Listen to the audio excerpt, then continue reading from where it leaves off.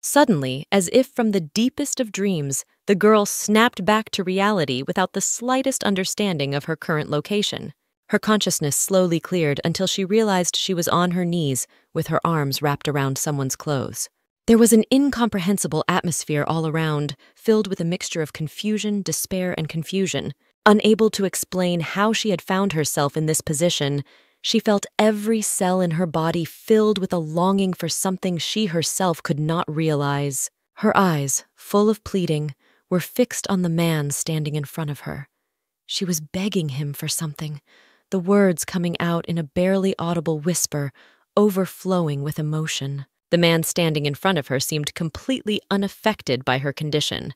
His face was impenetrable and his gaze distant, as if he were in a world far removed from the scene of despair and pleading. Indifferent and unperturbed, it was as if he were a statue, unable to feel sympathy or empathy for the girl pouring out her soul before him. This contrast between her burning need for help and his absolute indifference created a tense atmosphere in which every silence was louder than words. The man standing in front of her with an impenetrable expression uttered words that were like a sentence. With a certainty beyond doubt, he announced that his attitude toward the girl would remain unchanged, no matter what the circumstances. For the girl, still trying to comprehend the situation and recognize the face in front of her, his words sounded like a bolt of lightning. She couldn't understand how her own feelings and actions could have led to such a radical statement. The man's next words came as an unexpected blow, adding more confusion to the girl's already chaotic thoughts. With brutal determination, he warned that he was prepared to go to extreme measures,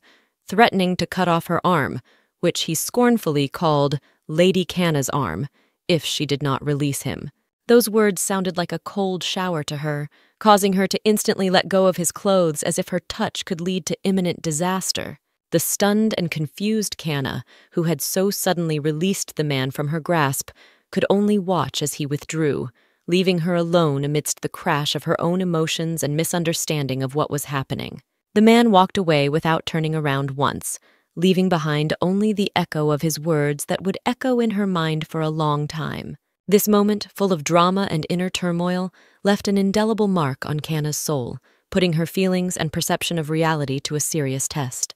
A thrill instantly flashed through Kanna's mind as she heard him address her, using that name that seemed like a forgotten echo from another life. That name was the key that opened the door to her true self, her true essence that she was afraid of losing. At that moment, Kanna Addis, a woman whose origins were both her pride and her curse, realized that she had managed to accomplish the impossible, to return from the abyss of oblivion. Kanna Addis, descendant of an ancient and powerful family that had shouldered the burden of protecting an entire continent, suddenly realized the full extent of her heritage. Her family, who had stood guard over the well-being and safety of their lands for centuries, inspired respect and awe. However, despite the nobility of her blood, society never missed a chance to remind her of her ambiguous status. As the Duke's illegitimate daughter, she always felt the heavy stare of prejudice and judgment, as if the very fact of her birth was a stain on the family's honor.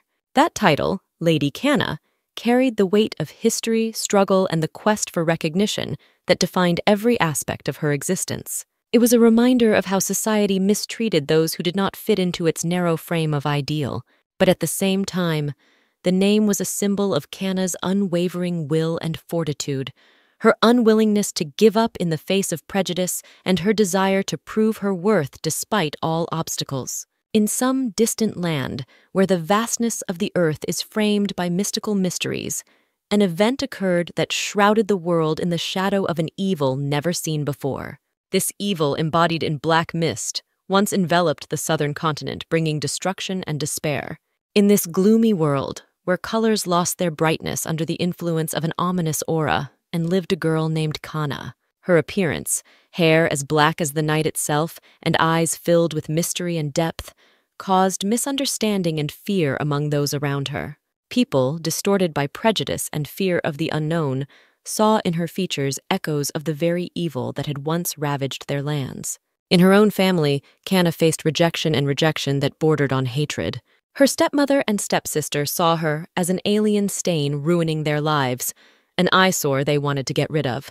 Even Kana's younger brother, instead of being a support and protection, treated her with cruelty, physically taking out his frustration and aggression on her.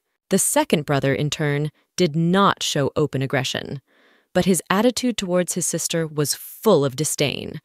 He saw her only as a servant, intended to fulfill his whims and take care of domestic comfort, completely ignoring her feelings and dignity as a human being.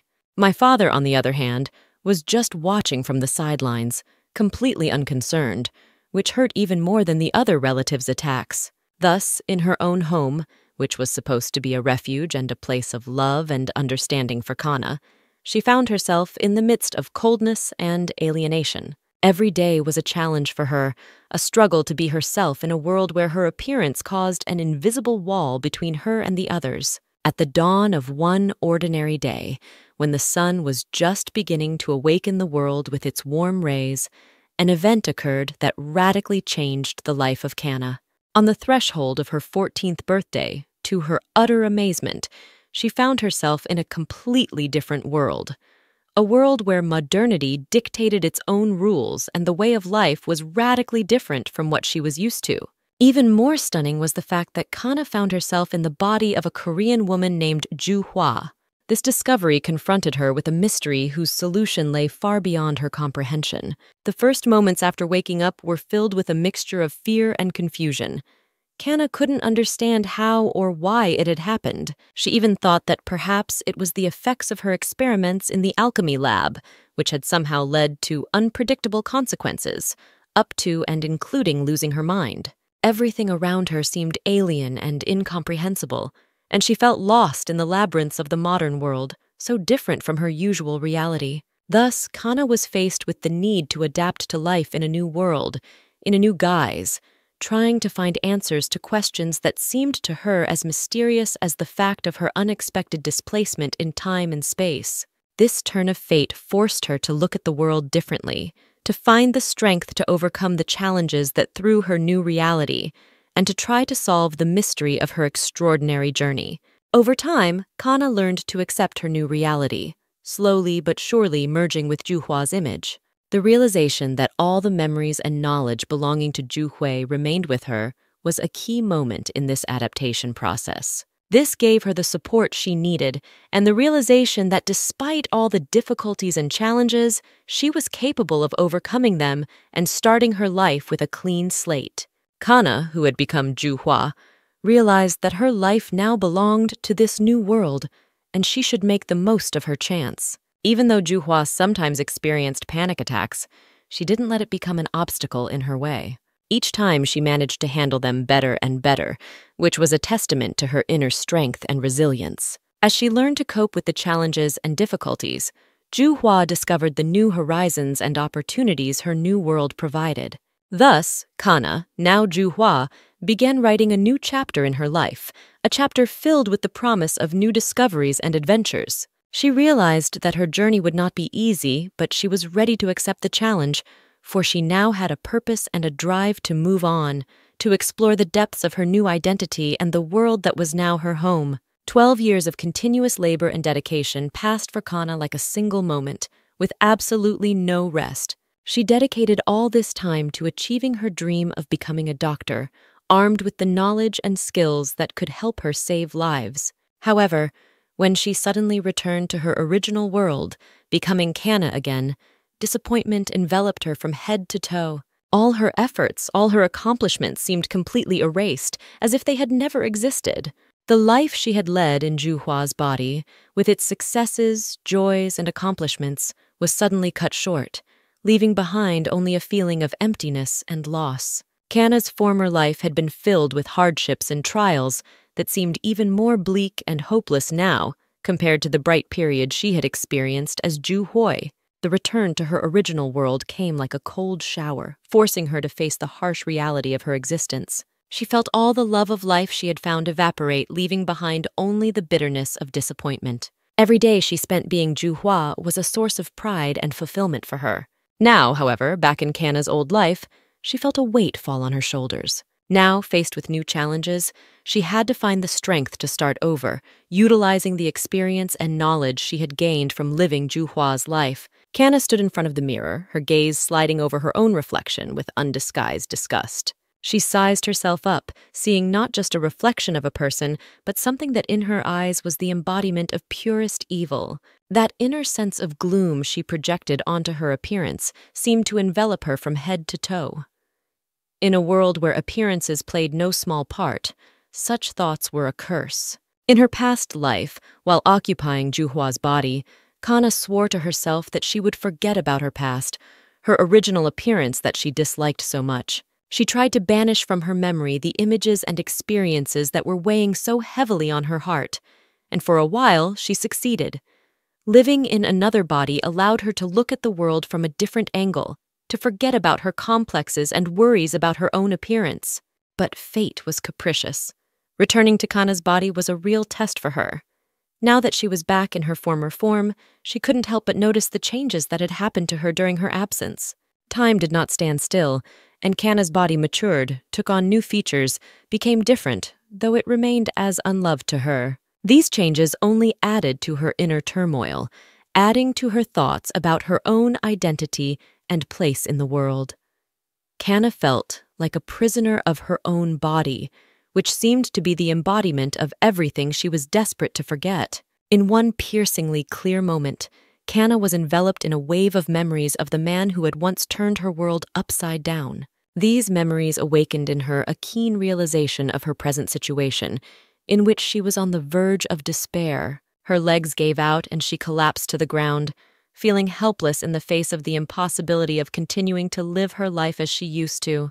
It was a moment of utter destruction of all her hopes and dreams, when life seemed like an endless maze with no way out. However, even in the darkest hour, there was a ray of light breaking through the clouds of despair. Kanna's only consolation remained her incredible experience of living in a parallel world, a place where she not only existed, but experienced many trials that hardened her soul and changed her inner world. This experience became a kind of foundation on which she could build her future. It filled her heart with confidence that despite all the losses and disappointments, she had the power to change her destiny. She realized that every moment she had experienced in that other world had not been in vain, for it had given her faith in the possibility of a new beginning. She knew that the road ahead would not be easy, but the experience she had gained in the distant world was a beacon that pointed the way to a better future. She stood up, shaking off the dust of the past, and took the first step toward her new destiny, ready to face whatever challenges might come her way. In the depths of forgotten rooms that held secrets of the past, Kanna stumbled upon an item fateful to her journey, Juhua's diary.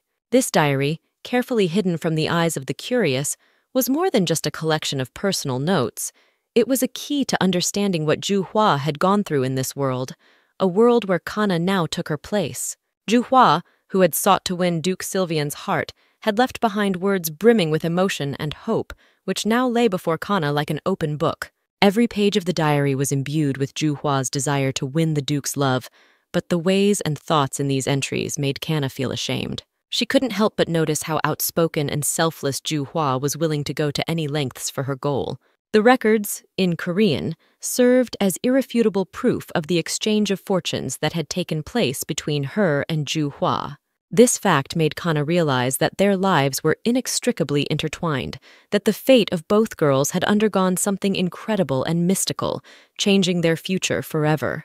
Flipping through the pages of her diary, Kanna found herself thinking more and more deeply about how different the paths to the same goal could be and what consequences decisions made in the heat of passion could have. She saw in these writings not only a longing for love, but also a desperate struggle for a place in someone else's world, which was now her own struggle as well. This diary was not only a testament to Kanna's past mistakes, but also a reminder that every step she takes in this new world must be weighed and considered, not to repeat Juhua's path, but to find her own that will lead her to true happiness and fulfillment. In the labyrinths of complex human emotions and motivations, Kanna discovered the details of Juhua's strategy to win the favor of Duke Sylvian Valentino. Juhua was willing to make any sacrifice, offering herself to the Duke as a wife who could free him from the tutelage and control of the imperial family, thus granting him not only personal happiness, but also political freedom. This act of desperate courage and willingness to sacrifice, however, elicited from Kana not sympathy, but a wave of anger and bewilderment. Kana, confronted with these revelations, could not understand what exactly could have motivated Juhu to such a reckless act. In her eyes, Sylvian Valentino was not the hero of the novel, but rather its antagonist, a man whose actions could not be predicted and who, in Kana's opinion, possessed a character far from ideal.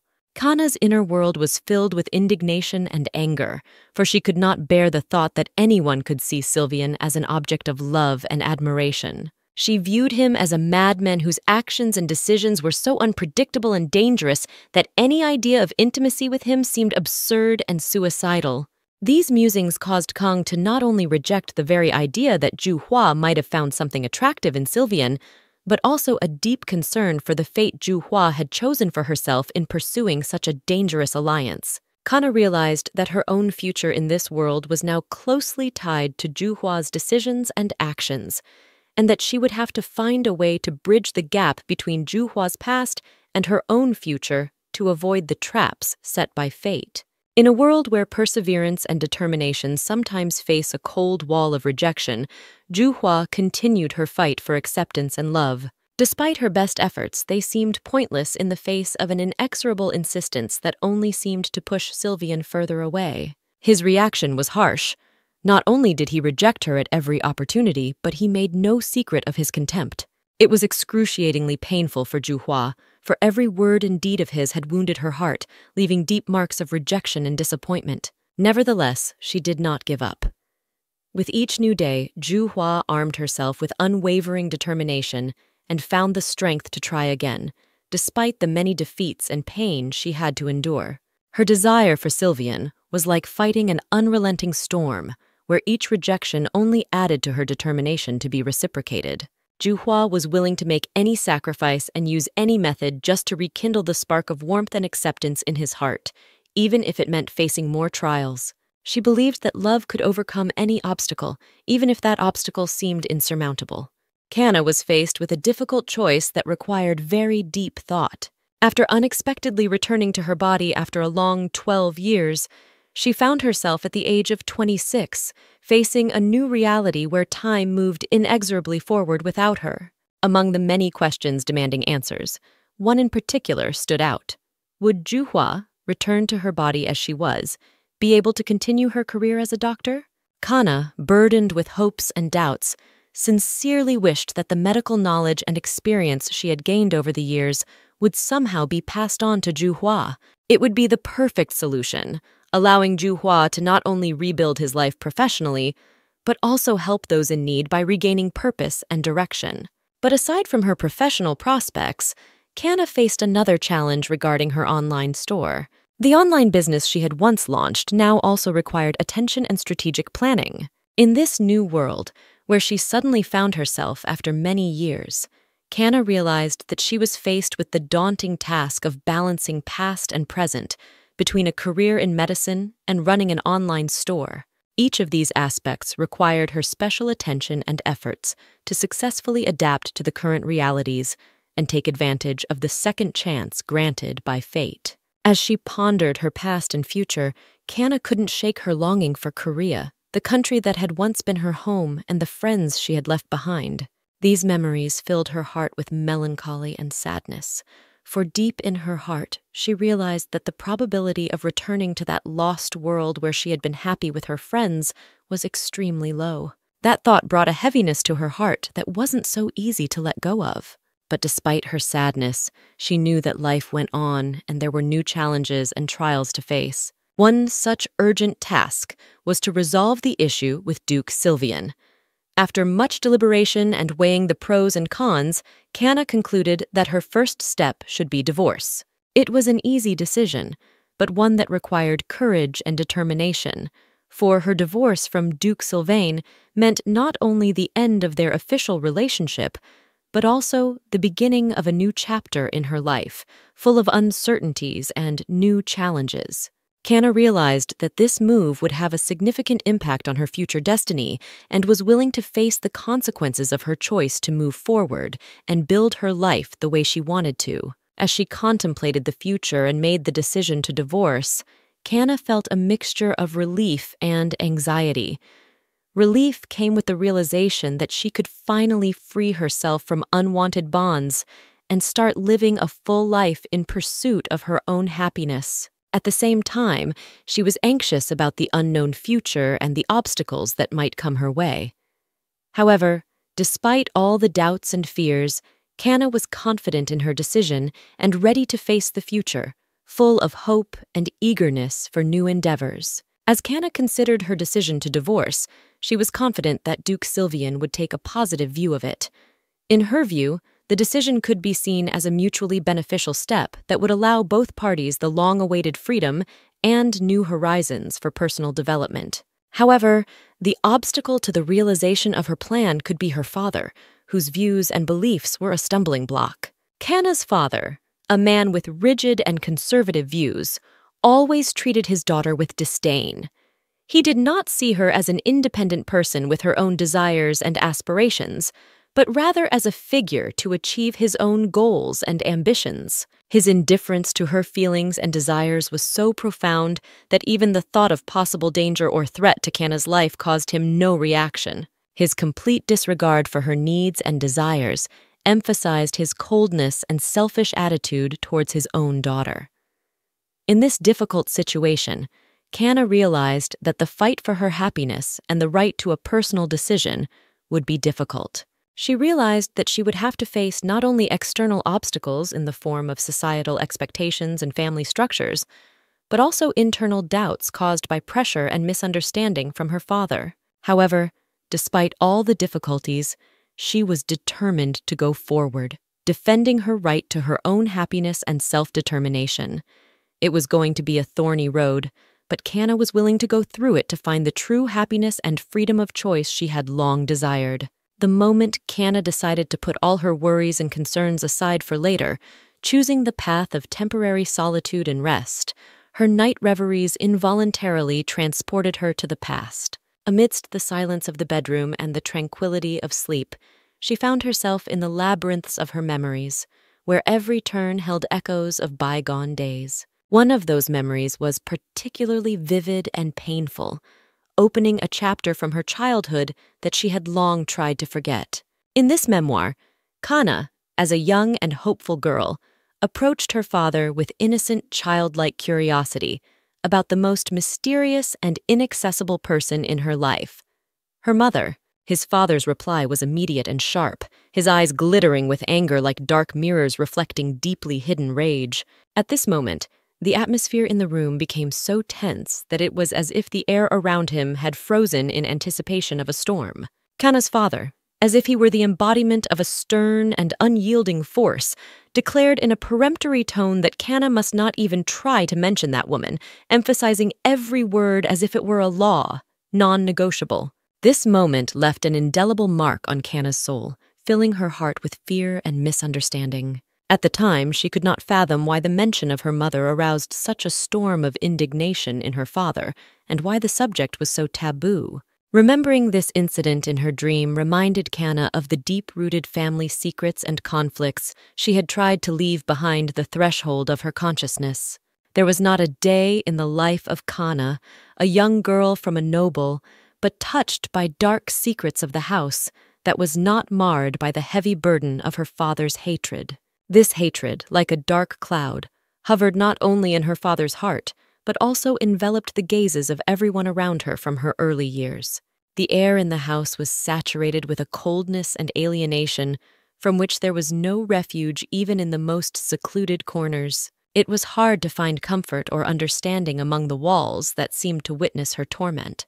Sometimes Kanna tried to find refuge in her dreams, but even there she was haunted by memories of pain and loneliness. Suddenly, her dream world was violently disrupted by the memory of her brother beating her.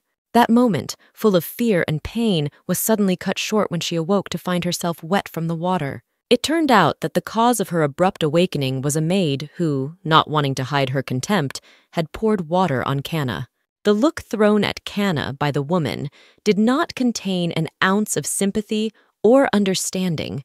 It was full of the same disgust that Kanna faced every day of her life. This moment was yet another reminder that even those who served in their house shared the feelings of her father and society at large. Thus, each new day for Kana began with the realization that in a world where she should have sought support and love, she was destined for nothing but contempt and loneliness. Under these circumstances, Kana had to find the strength to maintain her dignity and the hope that one day she could shake off the heavy legacy of family bonds and find her way to light, understanding, and perhaps forgiveness. In a world where the boundaries between dream and reality sometimes seem invisible, Kana found herself caught in the net of her hopes, earnestly praying that everything around her was just a figment of her imagination. However, reality suddenly burst into her world with the loud voice of the maid cutting through the silence of the morning air. That voice, filled with insistence, left no doubt that the dream world had finally given way to reality, demanding Kana's immediate awakening. The awakening was no less harsh than the sudden scream. Kana, who had once been able to obey circumstances, now had a new willpower. With that unshakable confidence, the strength of which was in her new self, she faced a reality in which the maid was not just a voice from another world, but the source of her irritation. Kana's demand to know the maid's name was not an empty whim or a desire for power. It was something more, a desire to set new rules in a game where she was no longer just a pawn, but a player with her own will and power of decision. It was the moment Kana decided that no one would ever treat her like a will-less doll again, and anyone who dared to stand in her way would meet the unwavering strength of her will, ready to defend her boundaries and dignity. In the past, when the air castles of social hierarchy were unchallenged and brutal, the maid wielded power that today would be described as almost despotic. In those days, she could slap Kana with impunity, followed by Kana's instant and involuntary submission in apology. This act of submission was not just a symbol of power, but a reminder of the brutal reality of the hierarchical relationship between servant and mistress. However, the winds of change inexorably changed the atmosphere in this world, where power and submission were no longer concepts frozen in time. The maid, watching Kana, sensed this shift in the air, a thin but clear line separating past and present. Kana, who once could only accept the blows of fate, now stood before her, transformed by a will to assert herself and independence. The maid, trying to justify her dominance, suggested that Kana had simply forgotten her place, who she was in this established hierarchy. This assumption was a challenge, an attempt to reassert the old order of things, where everyone knew their place and dared not challenge it. But Kana, standing on the threshold of a new era of her existence where she was mistress of her own destiny, interrupted the maid with such determination that the air around her seemed to freeze in anticipation. Her declaration that she was not going anywhere was not simply a refusal to obey. It was a proclamation of a new era in her life where respect for her own identity became the unshakable foundation of her relationship with the world around her. In that moment, Kana didn't just reject the order. She rejected the very idea of unconditional obedience, asserting her right to choose and decide without regard for outdated norms and expectations. The maid, gripped by the inner flames of anger, felt her emotions bubbling up like a volcano on the verge of eruption. However, when Kana, standing in the full majesty of her newfound self-awareness, reminded her of her status as mistress of the mansion, a wave of exasperation swept over Marie. This moment took her by surprise, as if a lightning bolt cutting through the heavens illuminated the immutable truth. Kana did have power here. Marie, whose name was now brought to light, knew the secrets of palace intrigue and the hidden corners of Kana's soul. She was aware that to the Duke of Kan she was nothing more than a facade, a false wife, a shadow with no real influence, rejected even by her own family. In this world of mirrors and shadows, Marie saw Kana as an insignificant figure, devoid of support and power. With unbending confidence, Marie expressed her opinion that the true mistress of the mansion was Mrs. Josephine, elevating her to a pedestal of true power and authority. This statement was not just words. It was a challenge, a throwing of the gauntlet in Kana's face, a denial of her status. Marie, based on her convictions and knowledge of palace intrigue, refused to recognize Kana as mistress, preferring loyalty to tradition and the established order, where Josephine was the matriarch, the embodiment of stability and continuity. In this unexpected and explosive turn of events, Kana demonstrates her determination and steadfastness in a way that leaves little room for doubt about her superiority. With the grace and precision of a predator, she demands the vase and, without waiting for Marie's consent, decisively snatches it from her hands. Action follows thought instantly, and the water comes down on Marie's head in a cold stream, like an icy shower designed to cool her ardor and insolence.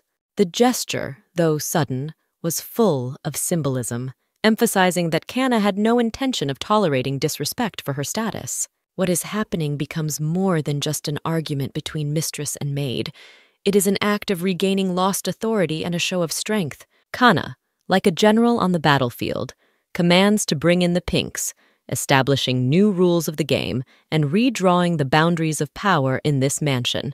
The requirement to bare one's shins before punishment is not just a punishment for inappropriate behavior, but a reminder that all insolence and defiance will be harshly repressed. This moment not only changes the dynamic between Kana and Marie, but also serves as a stark warning to anyone else who dares to question Kana's authority in her own home. Kana's sudden and decisive reaction to Marie's insolence reflects her intention not just to restore her reputation, but to redefine the power relations within the mansion, emphasizing that she is now the unyielding and just ruler of her little kingdom. Marie found herself the center of attention, but not in the way she would have liked.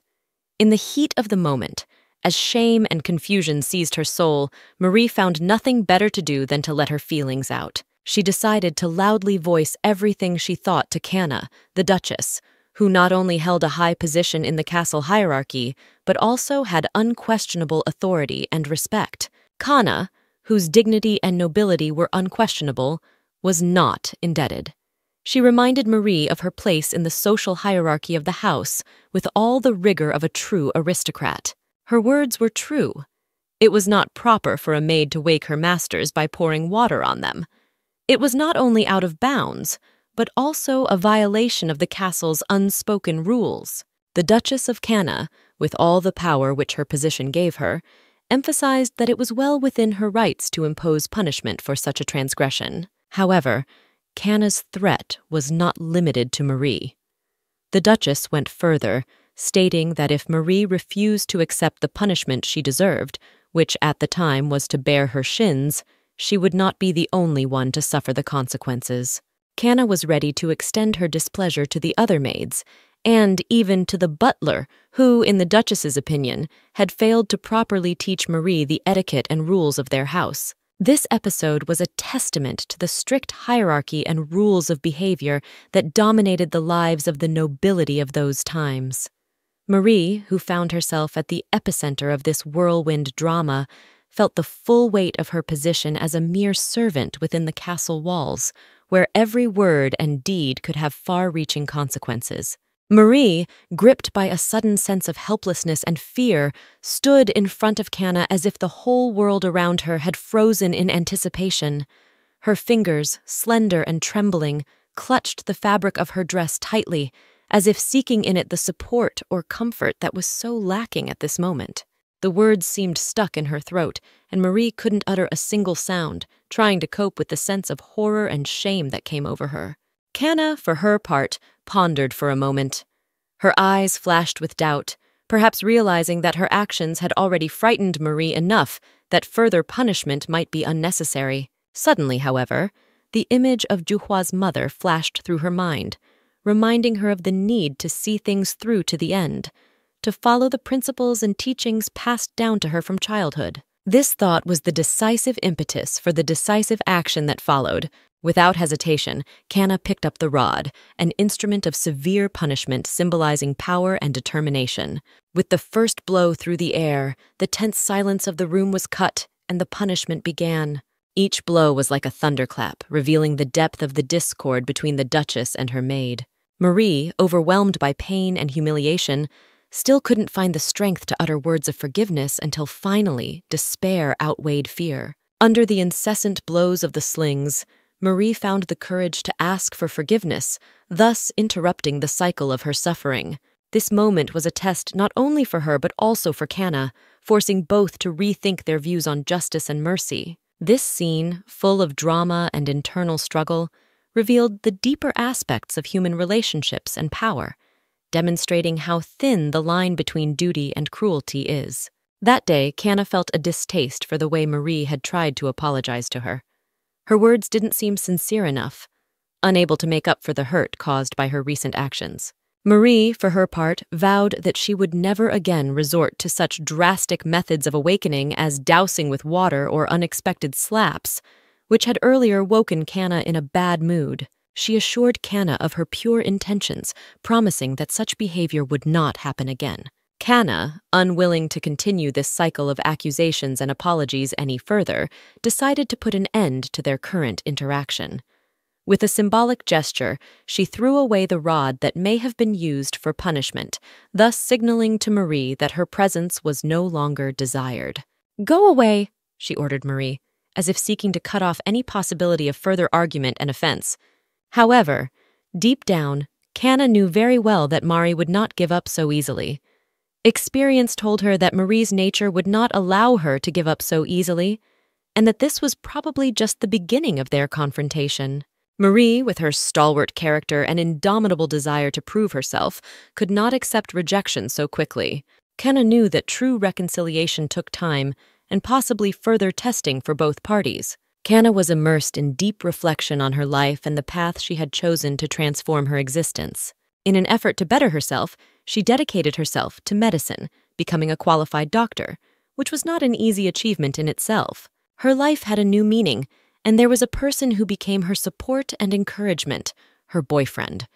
These changes were to be the foundation for a new, happy life. However, Juhua's actions brought unforeseen difficulties, making her life even more difficult and unbearable than it had been before that unfortunate body swap, which already seemed like an incredible ordeal in itself.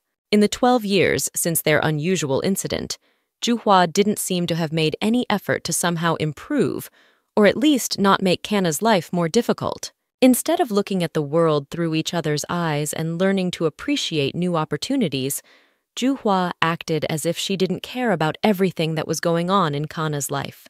Her actions and decisions only added burdens to Kana's already difficult life, making each day a challenge that required more and more strength and patience. Suddenly, the silence of the corridor was interrupted by the authoritative and demanding voice of Josephine Ellister, who insisted on opening the door before her. This moment was another turn in the events of the day. Marie, not missing an opportunity, had already had time to give her version of what had happened to Countess Hellister. With her usual speed and efficiency, she delivered information about the conflict that had occurred, resulting in Josephine's immediate arrival to personally deal with the situation. Josephine Ellister, the epitome of austerity and nobility, was displeased with Kana's behavior. Her coming had one purpose: to reprimand Kana for inappropriate behavior that was contrary to the customs and traditions that the Countess held in such high esteem. In addition, Josephine expressed her disappointment that Kana did not show proper respect by not coming to greet her in person, even though it was lunchtime by then. In Josephine's eyes, such disregard for etiquette was unacceptable, especially since she placed great importance on order and discipline in her home. A rigid rule was laid down in Kana's life, requiring her to show her respect to the Countess Ellister 3 times a day by way of personal salutation. This ritual was not just a formality, it served as a reminder of sorts, a threat emphasizing that any show of AWOLness or insubordination on the part of the Kana would not be tolerated.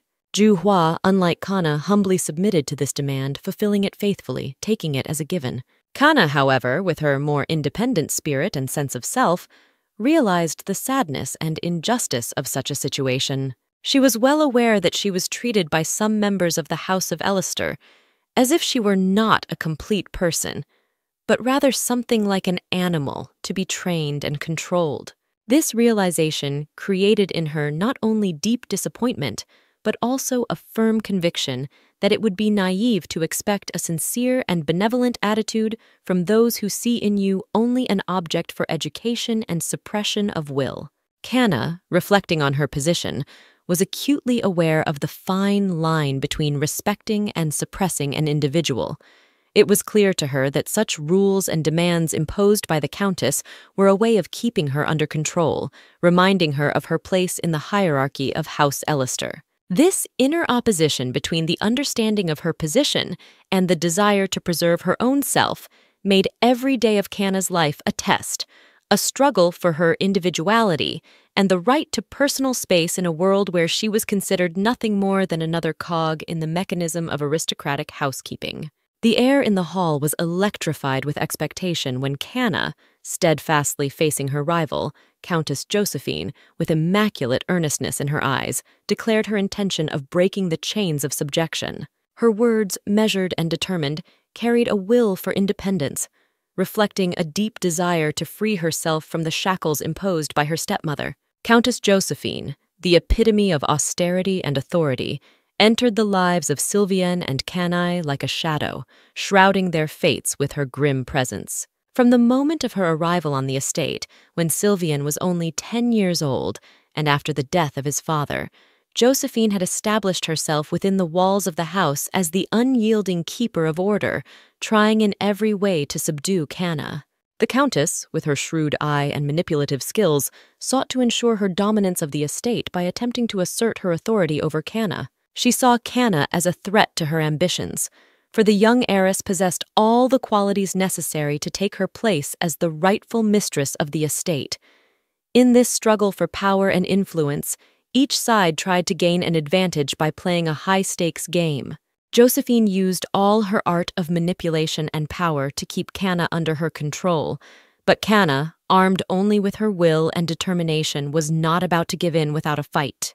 This story, imbued with a spirit of resistance and a thirst for freedom, tells of the confrontation between two strong women whose destinies are inextricably woven into the fabric of the estate's history. Canna, with her unwavering desire for independence, and Countess Josephine, with her unquenchable thirst for control, are engaged in a struggle between them that will determine the true mistress of this ancient house.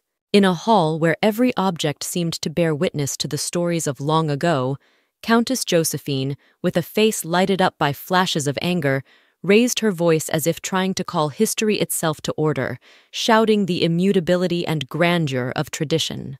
Her words, full of fire and conviction, should have been a fortress protecting the foundations of her power, but Canna, with unbending determination and clarity of mind, dared to challenge those foundations. She dispelled the Countess's arguments as easily as a light breeze dispels dust, pointing out that the so-called traditions of which Josephine was so proud were nothing more than a whim originally invented by the Countess herself. Canna, with impeccable precision and courage, denounced Josephine, declaring that her actions not only had no true basis, but dishonored the age-old history of the Valentino family, a family whose name was synonymous with honor and nobility. Josephine, as if stunned by the unexpected blow, lost her usual self-confidence for a moment. She, embarrassed and at the same time enraged by Canna's insolence, resorted to extreme measures in desperation. With a demand full of rage and despair, she ordered her servants to seize Canna. The Countess's voice, shaking with anger, cut the air as she demanded that the birthing rod be brought, wanting to punish Canna for her defiance and daring to stand against her. This moment, filled with tension and passion for the fight, was a true test for both women, where each was ready to defend their beliefs to the last. At the very moment when the tension reached its climax, Marie, one of the Countess's servants, began to obey her mistress's order and approached Canny with the intention of lifting her dress to carry out the punishment. However, Canna, possessing not only fortitude but also inner dignity, told Marie to back off. With unwavering confidence and a slight chuckle, as if playing with the circumstances, she bare her own shins. In doing so, she was showing her willingness to accept the challenge, but at the same time emphasizing the absurdity and untenability of the methods of punishment chosen by the Countess. Countess Josephine, whose condition could be described as extreme rage, unable to restrain her emotions, let out a loud cry. She declared that she would punish Canna until she recognized her mistake and submitted. But Canna, faced with the threat and attempts at humiliation, did not lose her spirit and courage. Her response to the Countess's insane and archaic methods was a loud and infectious laugh. This laughter not only emphasized the ridiculousness of what was happening, but also demonstrated Kanna's steadfastness and strength, her ability to stand up to injustice and humiliation without losing her dignity and sense of humor. At this moment, full of electric tension, Kanna turned her gaze directly to Countess Josephine. With unyielding confidence and obvious sarcasm in her voice, she remarked that Sylvienne no doubt felt proud to have such a stepmother. These words struck the Countess like a thunderclap, leaving her in a state of shock and bewilderment. This moment of confusion did not last long, however, as the Countess, losing control of herself, struck Kanna. Countess Josephine, given to a burst of anger, began beating Kanna without the slightest intention of stopping. Her screams that Kanna needed to learn manners ripped the air while she continued to deliver blow after blow. The servants who had unwittingly witnessed this cruel act stood dumbfounded, consumed with shock and disbelief at what was happening before their eyes. None of them dared to intervene or stop the Countess, leaving Kanna alone with her rage and powerlessness before such injustice and cruelty. A smile of pleasure played on Marie's face, reflecting a deep sense of satisfaction at what was happening. At this point, the abused Kanna remained unusually resilient. Contrary to expectation, she held back cries of pain, much to the maid's surprise. The Countess, sparing no effort, continued the punishment, so much so that blood began to flow from Kanna's shins, and even the Countess herself felt fatigued by her actions. But just when it seemed like the situation had reached a climax, Kanna did something unexpected. With sudden determination in her voice, she declared that she had realized her mistake, like a thunderbolt striking the Countess with its suddenness. This confession was not just words of repentance, there was a certain confidence and understanding in them. Kanna continued by stating that her decision to go against her own will was wrong. This moment was a turning point not only for Kanna, but also for the Countess, becoming a testament to the extraordinary courage and inner strength of the girl, who managed to remain true to herself even in the face of incomparable trials. Kanna, standing dignified before her invisible interlocutor, uttered words of determination and unshakable faith in justice. She did not hesitate to express her intention not to waste a second of her precious time on the Countess, the very guest who, in her opinion, had for too long abused the hospitality of their house. In this statement, one could sense Kanna's firmness and confidence that her connection to the estate and her status within it was far weightier than the Countess's temporary stay within their walls. Kanna emphasized that she remains the legal wife of Sylvienne, the owner of the estate, which gives her unquestionable rights and privileges, including a say in who can and cannot take a seat in their home. Her words were not only confident, but also slightly annoyed that the Countess had not left the mansion, although in Kanna's opinion, it was high time she did so. With every word Kanna uttered, the spirit of the sanctity of family comfort and the right of every family member to protect their home from unwanted intrusion was in the air. In deep thought, surrounded by the silence of her luxurious study, the Countess indulged in dreams of how life might be different if Kanna, a girl with a difficult fate, suddenly found herself the owner of this magnificent estate. In her imagination, Kanna marched imperiously through the corridors like a true mistress, commanding and controlling all processes, forgetting her humble origins and turbulent past. But the reality was still different. Suddenly, as if dropped from heaven, the Countess felt a surge of emotion. Her voice cut through the air, the words hit Kanna like thunder. "This is my home!" The next moment, she, unable to contain her accumulated anger, pushed Kanna with such force that she lost her balance and fell to the floor. The collision with cold, unyielding reality was so sudden that Kanna found herself unable to even move, lying on the floor, consumed by pain and stunned. The Countess, standing over Kanna, whose body was immobilized from surprise and pain, ordered in an imperious tone that no one should dare to call a doctor. Her order sounded like a sentence. She wanted Kanna, lying on the floor, to come to the realization of her own mistake, in the Countess's opinion. This gesture was something of a lesson, which the Countess considered necessary to foster a proper understanding of the hierarchy and her place in it. The Countess was adamant.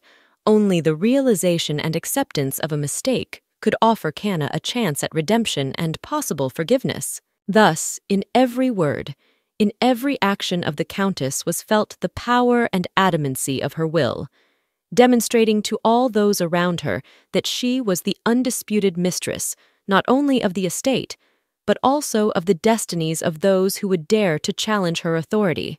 Deep in her heart, the Countess felt regret that life's paths had turned out this way. Her thoughts often returned to the moment when Sylvian had made a choice that had changed the balance of power in their world forever. Instead of joining his fate with a second princess, which could have greatly strengthened their family ties to royalty and given the Countess unprecedented opportunities and privileges, Sylvian chose Canna. This choice left the Countess with only a title that, while impressive in sound, did not really add to her power or influence. A title without support and real power seemed empty, meaningless to her. Reflecting on the situation, the Countess could not escape the thought that she was beginning to lose control over events that had previously seemed within her control. Every act of resistance on Canna's part, though seemingly insignificant, was a reminder to the Countess that her power and influence were not as great as she would have liked. This realization was especially acute when she saw Canna, once soft and submissive, begin to express her opinions and even to resist. For the Countess, it was not just a challenge to her authority, but a sign that the balance of power in the house was beginning to shift. Such reflections only strengthened her conviction that something had to be done to regain her lost position and reassert her dominance in her family and society. In these musings slipped not only the desire to save face in front of the aristocracy, but also the fear of losing the control she valued so much. The Countess felt that every day that Canna asserted her place in their world, her own power diminished, forcing her to find new ways to regain her former greatness and influence. At the moment when dark thoughts of the irreparable act began to take possession of the Countess's mind, a figure appeared at the door, capable of overturning all her designs. Sylvian, whose sudden appearance was a surprise to the Countess, as if fate itself had intervened in her devious plans. His arrival could not have been accidental. Every step he took filled the room with the feeling of a harbinger of important events. His silence spoke more than any words. As he passed the Countess, Sylvian paid no attention to her, as if she were a mere shadow in his world, unworthy of even a glance. His movements were confident and calm, as if he was completely absorbed in his own thoughts and the goals that had brought him here. As he sat down, he created an aura of determination and calm around him, a contrast to the inner turmoil of the Countess, who felt her plans begin to crumble under the weight of the inevitable conversation that would follow. The Countess, sensing the tension in the air, could not rid herself of anxious forebodings. Sylvian, always so impenetrable and mysterious at his appearance, always meant that events would soon follow that could change the course of their destinies. His silent presence filled the space with heavy anticipation, making every second an eternity. The Countess realized that her plans and dreams might be about to crumble, crushed by the will of the man who had just entered the room. In an atmosphere of accumulated tension, the Countess, trying to hide her anxiety, kindly offered Sylvian tea, as if trying to bring a note of hospitality and normality to this meeting that seemed to her more and more ominous. Sylvian, however, did not give in to this attempt to ease the tension, and his answer sounded serious and determined, piercing the silence of the room like lightning. He began by saying that certain rumors had reached his ears, which instantly made the Countess feel a sense of excitement. Her heart hammered in anticipation of exposure, for she feared that Sylvian had learned of her plans for Canna. However, as the anticipation reached a climax, Sylvian turned the conversation in an unexpected direction, stating that his arrival was due to the Countess's announcement of his impending presence at the banquet in honor of the second princess.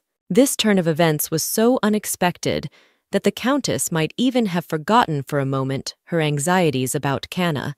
She was stunned and relieved at the same time, realizing that the rumors that had reached Sylvain concerned quite another matter. Nevertheless, in the back of her mind, she still felt uneasy.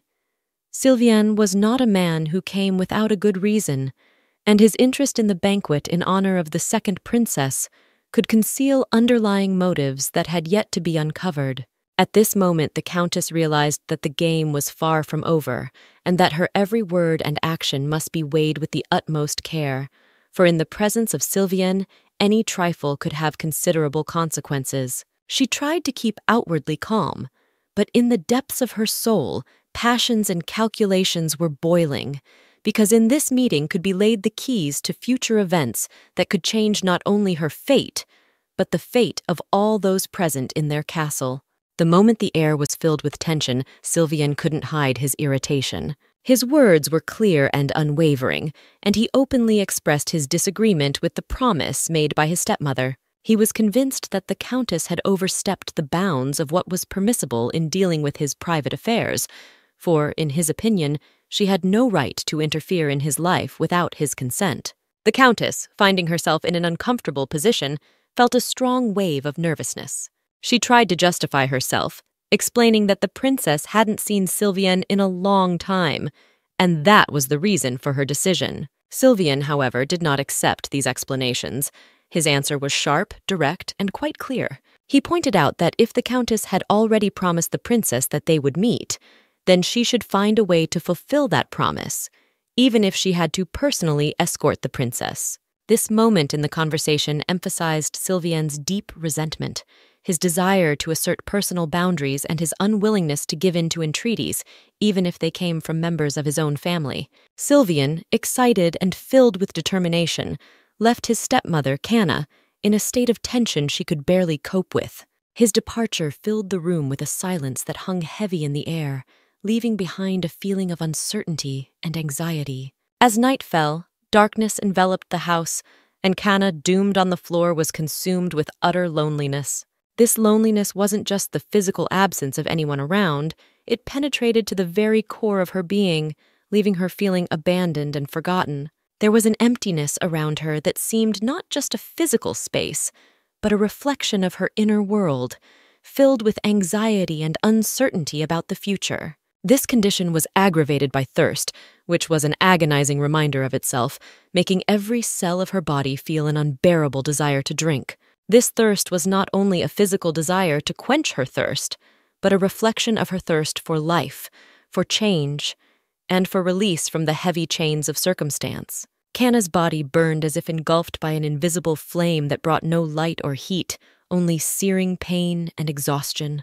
This burning sensation was not only a physical discomfort, but also a symbol of her inner struggle, of striving to live against everything that tried to break her. In this agonizing struggle for her existence, she felt like a lone warrior, standing on the ruins of her hopes and dreams, trying to find the strength to get up and move on despite the endless trials that seemed insurmountable. The moment Canna examined her wounds, a feeling of fear enveloped her like a dark blanket encompassing everything around her. The realization that leaving her injuries unattended meant taking a risk raised waves of anxiety in her heart. She knew that every minute spent untreated could lead to infection, and at worst, death. The irony of the situation was that the Countess, who sought to leave Canna all alone, depriving her of the help of doctors, failed to take into account one thing.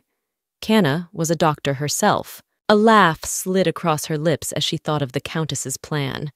In this clash of minds, where the Countess's every move seemed calculated to leave Canna in a desperate situation, Canna herself was finding ways to escape.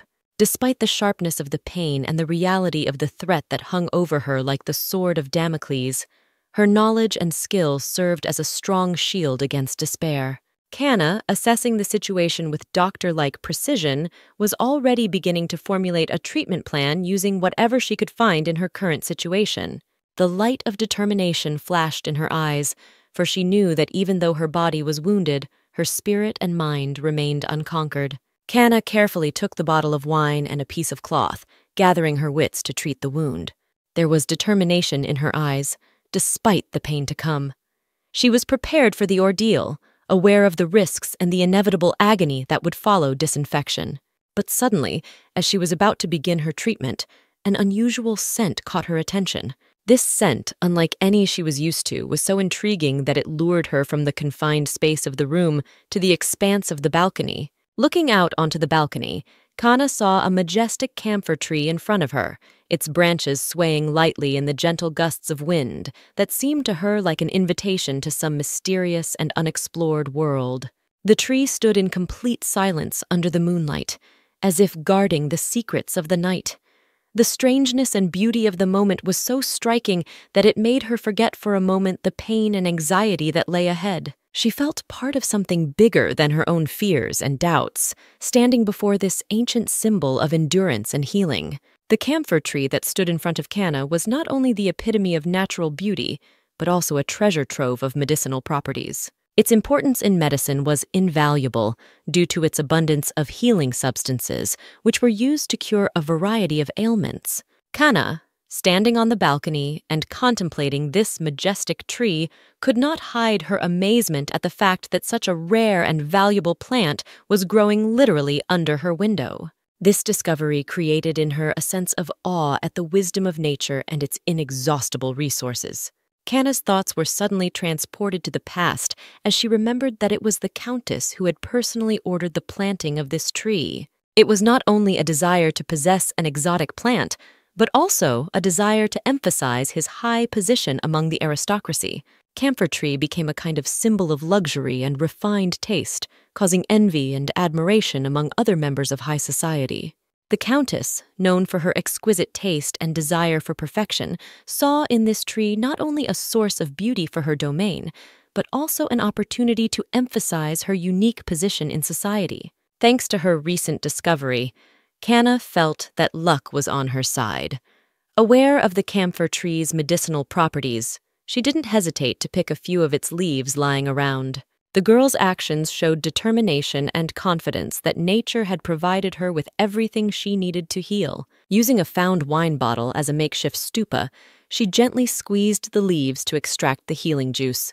Preparing herself for the inevitable pain, Kana bravely, heartily spilled wine on her wound, using its antiseptic properties to cleanse it. Then, with extraordinary firmness, she wrapped bandages around her leg, weaving crushed camphor leaves into them. It was an act of desperate but resourceful attempt to curb the infection in a world where modern medicines such as antibiotics remained unavailable. Exhausted after all she had been through, Kana collapsed on her bed, her body filled with the weight of fatigue. In that moment, she couldn't help but think about the cruelty of a world in which they were deprived of the benefits of civilization, such as antibiotics that could save lives with incredible ease. Her heart was filled with bitterness at the realization that in their reality, one had to rely solely on the forces of nature and ancient knowledge, which, though great, were sometimes powerless in the face of severe illnesses and wounds. At that moment, lying in her bed, Kana felt the gravity of their circumstances, sinking into somber musings about what their lives might look like if they had access to modern medicine. As the darkness of despair began to envelop Kana, she was suddenly illuminated by the memory of the words her mother had once spoken. Those words were simple but powerful. Tears cannot comfort grief. This reminder acted on Kana like a cool breeze in the middle of a hot summer day, awakening in her new strength and desire to fight adversity. Despite her deep longing for her home and family in Korea, where every corner held a piece of her soul, Kana realized that her fate was now inextricably linked to this new world full of mysteries and challenges. Kana felt her resolve grow stronger with every moment she spent thinking about it. She had to not only accept this new world as reality, but also learn to survive in it, making new friends and allies among its diverse inhabitants. She knew it would be a thorny road, but it was moments like these that tested the spirit, sharpening the character and will to win. In one moment, full of unpredictable twists and turns and secrets, the truth about the Countess's mistreatment of Kana was revealed to Sylvian. Despite the shocking details of how the Countess had beaten the unfortunate girl, Sylvian, with impenetrable calm, reacted to the news with surprising indifference. His words, full of coldness and detachment, sounded like a verdict, reflecting his determination not to get involved. He reserved the right not to judge the Countess's actions and, not wishing to go into the details of what had happened, decided to leave the place. For Sylvian, the question of Kana's position was closed, as if he had rejected the possibility of siding with the weak and defenseless. The next 10 days were a real ordeal for Kana.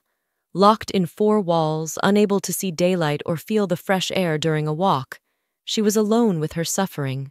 The only reminders of the outside world for her were the brief moments when the door of her confinement opened to bring another meal. In these moments, Kana could feel a part of the living world, even though her soul was tormented and tormented.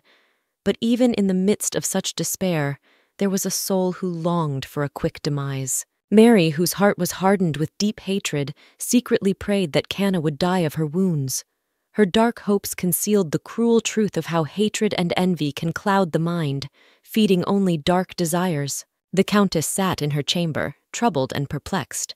Her thoughts were completely absorbed in the fate of Kana, the very girl who, in her opinion, was still wandering through the world, despite all the obstacles. This news kept the aristocrat on her toes, for Kana was an unsolvable enigma, a shadow that continued to hang in the air, reminding her of herself at every opportunity. Marie, however, saw the situation quite differently. With a smile full of irony and hidden joy, she thought of Kana, imagining how the latter had gotten herself into a story that was not so easy to get out of. "It's Kana's own fault," thought Marie, anticipating the girl's fate, for in her opinion, Kana should not have touched the Countess's favorite maid, which was tantamount to suicide. It was an unwritten rule known to everyone in the castle, a rule that Kana apparently chose to ignore. But suddenly, the atmosphere of mystery and reflection was broken. A maid burst into the room where Marie was.